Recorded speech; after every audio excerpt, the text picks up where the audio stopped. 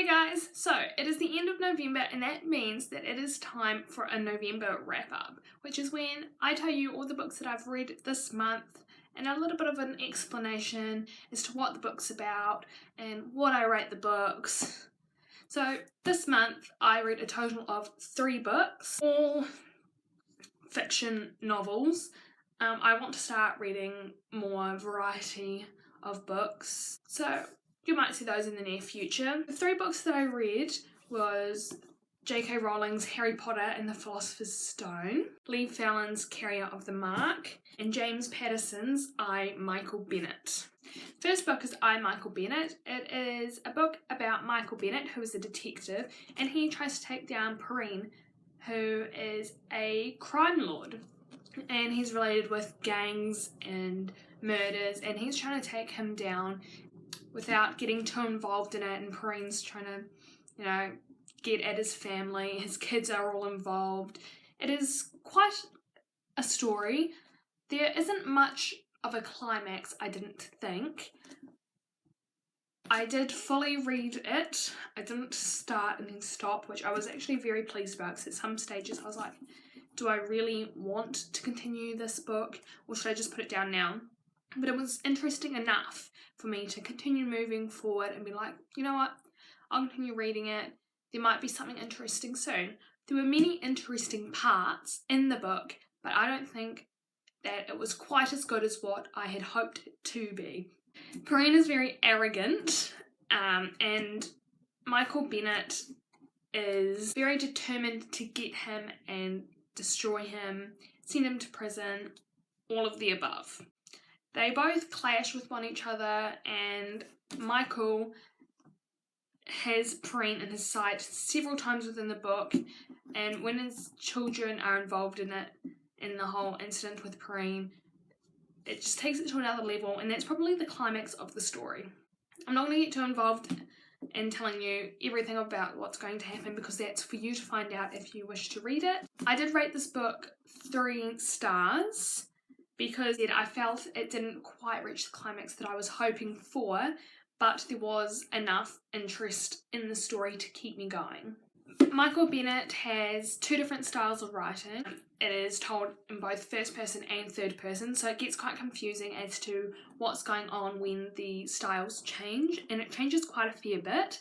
So you kind of read the change and then have to backtrack in order to comprehend what's happened and where you're up to now. So Michael could be in a complete different place, be first person, and then the next chapter could be starting third person, talking about Perrine and what he's getting up to. It's very confusing, and you just have to reread it in order to understand, oh yes, this is now happening, caught up now, this is what's happened just before, we're here now. This is a series which I probably won't finish because it was quite a boring climax, but I think I would probably give the second book a go, but I probably won't get there, let's be real. The next book is Leigh Fallon's Carrier of the Mark. I did a review of Carrier of the Mark on my channel, I will link it below, and that has my feelings about it. It's about a girl called Megan who moves to a new school in Ireland, meets this mysterious boy. He's been stalking her for a while. It was basically Twilight. Different plot lines, but very, very many similarities involved. I would rate this probably 3.5 stars, because Leigh Fallon did have her own storyline, but it just had so many similarities to Twilight that it was like, oh yeah, I know what's going to come next. You don't need to tell me what's next. It's very predictable if you've read the whole Twilight series, which I have, because that's what really introduced me to the young adult books and what actually intrigued me into reading a lot more. It is a short story, so it is an easy, quick read with only 342 pages, sorry. Very quick, I got through it within 2 days. Pick it up if you like it. Tell me everything you think about all the books that I'm telling you about. I'd love to actually hear your opinion and discuss what you guys think of these books as well. The last book I read this month was Harry Potter and the Philosopher's Stone. A lot of people call it the Sorcerer's Stone. I think it's, what is it, the Americans that call it the Sorcerer's Stone, because apparently they don't know what a philosopher is. But Harry Potter is a boy who, when he was younger, his parents were killed by Voldemort, or you know who. Harry is going through Hogwarts and kind of finding out who he is, meeting friends like Ron and Hermione. Hermione was more of a friend after an incident happened at Hogwarts, and that brought Harry, Ron and Hermione closer to each other. I'm really looking forward to reading the Harry Potter series.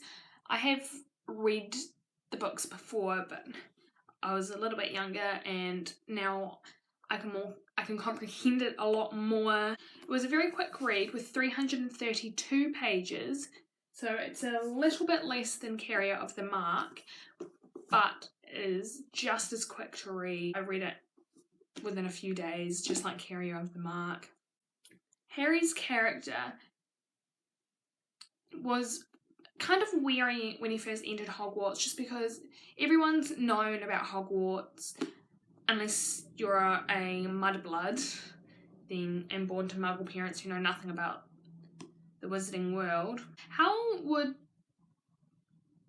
they know to come to Hogwarts? Like, you know how they get their letters? Wouldn't Muggles kind of, or mudbloods kind of see it as like a prank? Would the teachers like have to come knock on the door and say, you know, which daughter or son has been accepted into Hogwarts School of Witchcraft and Wizardry, show a little bit of magic, you know, get them believing, and then take the kids away, kind of thing? How does that work for mudbloods? Draco Malfoy. I am in love with Draco Malfoy. Draco has been growing up with his parents being very nasty towards wizards and mudbloods if they weren't on Lord Voldemort's side. So I kind of felt a bit sorry for Draco in that aspect, because it's what he's grown up with, so he thinks that that is what he should be doing. Yet it's not. And don't get me wrong, I'm not saying, you know, the parents are influencing the kid. They have a small part in that, but everyone has their own mind. And Draco, although he's a young boy, he's old enough to know right from wrong. So he's a little poo, but he kind of has reason behind it. Then we have Hermione. At first, the way she like acted and talked, and how she's all about knowledge. She knows so much. She's read all these books before the school has even begun, which is really weird for a mudblood, because, you know, they don't know anything about the wizarding world, and then all of a sudden, hello, I'm going to read everything there is to know about everything. So when she got sorted into Gryffindor, I was kind of like a little bit confused, because yes, by the end of the book, we're fully aware that yes, she's supposed to be in Gryffindor, and we're fully aware in the rest of the series that yes, she is Gryffindor. The Sorting Hat knows where to put them for the future, because he knows what the future is going to unfold.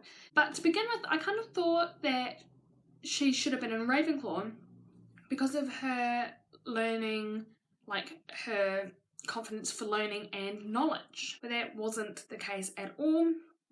But by the end of the book, it was quite easy to realise that she was meant for Gryffindor. So the Sorting Hat did place her right. I gave Harry Potter and the Philosopher's Stone 5 out of 5 stars. The Harry Potter series is one of my favourite series. I absolutely love Harry Potter, seeing how he progresses over the years at Hogwarts. So that is the end of my November wrap-up.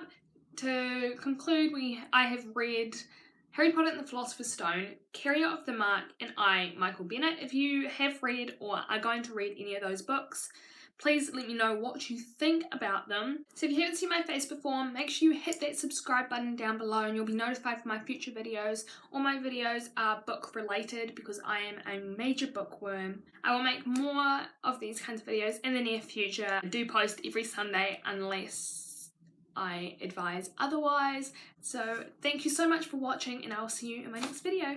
Bye!